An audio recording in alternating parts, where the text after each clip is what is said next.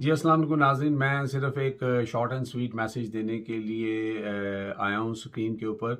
और ये मैसेज मेरा प्राइम मिनिस्टर इमरान खान साहब के लिए है। उन्होंने आज फिर मैंने जब सोशल मीडिया देखा तो उस पे लिखा हुआ था कि खान साहब कुछ और सरप्राइज़ देने जा रहे हैं और कुछ उन्होंने कमीशन बनाया है। वो कमीशन जिसके ऊपर रिटायर्ड जनरल को लगाया या उनका नाम लिया था, उन्होंने हाथ खड़े कर दिए। तो मैं खान साहब से बड़ी हम्बल रिक्वेस्ट करता हूँ, हाथ जोड़ के रिक्वेस्ट करता हूँ कि खान साहब, आप इस मुर्दा कौम के अंदर, इस मुर्दा मुआशरे के अंदर जो जान डालने की कोशिश कर रहे हैं, जो गैरत डालने की कोशिश कर रहे हैं, आप वो कामयाब नहीं हो सकेंगे। क्योंकि हमारे घर में वो गैरत के जो कायदे होते हैं ना, जो हर घर में एक कायदा होता था कि यहाँ से ये किताब से या कायदे से सीखते हैं, वो है ही नहीं, सिरे से नहीं है। ये वो कौम है कि जब कोरोना आया तो 10 रुपए की चीज़ जो थी, जो मास्क था, उसको 200 रुपये का कर दिया। जो 1500 में सिलेंडर भरता था उसको जो है वो जो 6000 रुपये कर दिया। और जो इंजेक्शन 2000 में मिलता था वो 60-60 हज़ार में मिलना शुरू हो गया।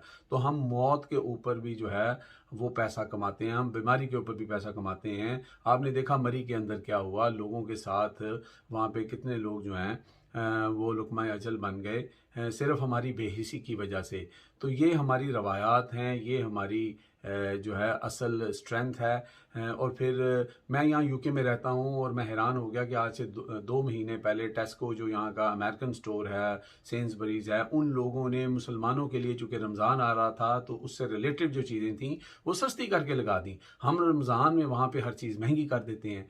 तो आप किस काम पे निकले हुए हैं? आप किस कौम को बदलना चाह रहे हैं? यहाँ पे भेड़ बकरियों की तरह, गधों की तरह जो लोग बिक रहे हैं, हमारी अदलिया को नज़र नहीं आ रहे। अदलिया की सुन लें, 133 जो पूरे दुनिया के अंदर अदालती निज़ाम है, उसमें 130वां नंबर जो है, माशाअल्लाह, वो हमारी अदलिया का आ रहा है। मैं तो हैरान हूँ, बाकी उन तीनों के से 3 जो बच गए हैं, वो कौन नाअहल हैं जो हमसे भी नीचे हैं। तो आपने इस अदलिया का तमाशा देख लिया। रातों रात आपने देखा कि कैसे जनाब इमरान खान के हाथ पांव बांध के तो बिल्कुल जनाब शहबाज शरीफ और ऑपोजिशन के सामने फेंक दिया क्या जनाब कि इनको अपना आप लीडर मानो। तो खान साहब, आप टक्करें मार रहे हैं। जैसे हमारे यहाँ पर अदलिया और अपोजिशन और इन तमाम पॉलिटिशियंस की डोरियाँ जो इस्टेब्लिशमेंट हलाती है ना, इसी तरह उस इस्टेब्लिशमेंट की डोरियाँ कोई और आका जो है वो हलाता है। और उस आका के आगे हमने अपनी गैरत बेच दी है। और जब इंसान गैरत बेच देता है ना, ईरान हमारा हमसाया मुल्क है, 20 साल से उनके ऊपर जो है वो पाबंदियाँ लगा रखी हैं, लेकिन वो रूखी सूखी खा के अपने अंदर अपनी गैरत से जी रहे हैं। साथ हमारे अफगानिस्तान है, उसकी मिसाल आपके सामने है। 70,000 की उनकी आर्मी थी।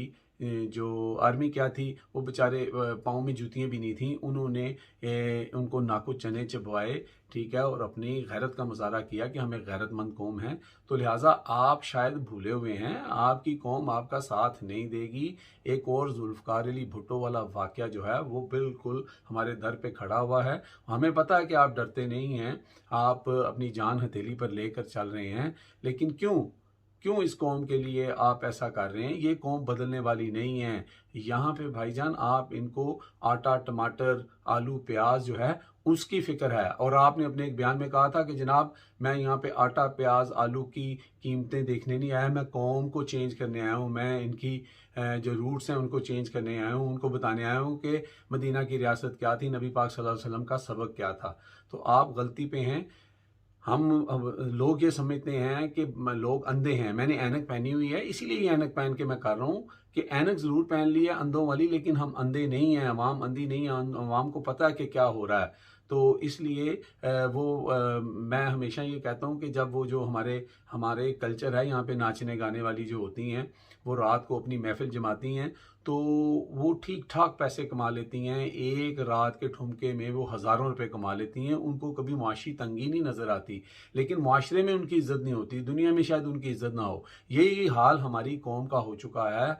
आप जिस मुआशरे को चेंज करना चाह रहे हैं, उन्होंने, और उस मुआशरे के करते-धर्ता जो हैं, उन्होंने अपनी गैरत का सौदा कर लिया है। आप जितना चीख-चीख के कह रहे हैं कि अमेरिका ने ये किया, वो हमारे अंदरूनी मामलात में दखल-अंदाज़ी कर रहा है, तो आप गलत ट्रैक पर हैं। यहाँ पे तो चीफ़ ऑफ़ आर्मी स्टाफ़ भी जो है उनकी मर्ज़ी से लगाया जाता है। तो आप कहाँ बैठे हुए हैं? अलबत्ता आप अकेले आवाज़ बुलंद कर रहे हैं, चंद मेरे जैसे पागल भी आपके साथ होंगे, लेकिन इस कौम का कुछ नहीं होने वाला। और लास्टली मैं एक और चीज़ से जो है वो पर्दा उठा दूँ, कहते हैं बात निकलेगी तो फिर दूर तलक जाएगी।